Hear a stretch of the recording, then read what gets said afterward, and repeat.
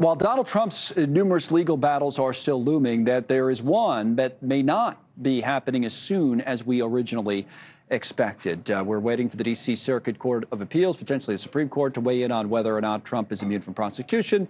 And until then, that case paused indefinitely, even though the trial was slated to start on March 4th. With us now, NewsNation's legal contributor, Jesse Weber. And we also found out, we mentioned last hour, I guess this New York case, we're not going to get anything for, I don't know, till the middle of the month or so, at some point. We thought maybe today we'd get the New York case, and now we have the immunity case. So Trump world on a little bit of legal delay here. Yeah, everybody paused, everybody cooled down. I'm not surprised by the fact that the New York case is paused. I mean, look, I don't think it changes the merits of that. We still believe that Donald Trump is going to be hit with a very bad verdict from this judge who has already found fraud. But remember, it's a complicated case. There's a lot of properties. I wouldn't be surprised if it's going to take the judge a little bit more time to come forward with an opinion that he knows is going to be criticized. And so I think it's not surprising that they pushed it off till February. In terms of the immunity question, that, in my mind, just delays that trial. It's all about the game. It's all about when that trial would happen. And the longer you have that put that off about a central question in that case, the less likely we're going to see a trial for Donald Trump. I think we do have a long list, guys, of the Trump criminal cases and the trial start dates, to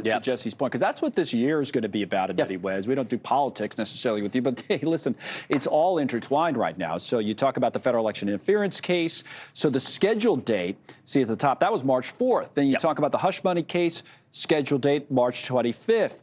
The classified documents case, scheduled date May 20th. The Georgia case, which we'll talk about in a moment, election interference, scheduled date August 5th. Go ahead. And if we could keep that up, so the March 4th date, right? Okay. I think you completely ignore that in light of everything.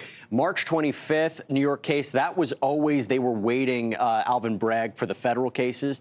So I'm not sure if he's going to wait for the resolution of those other cases.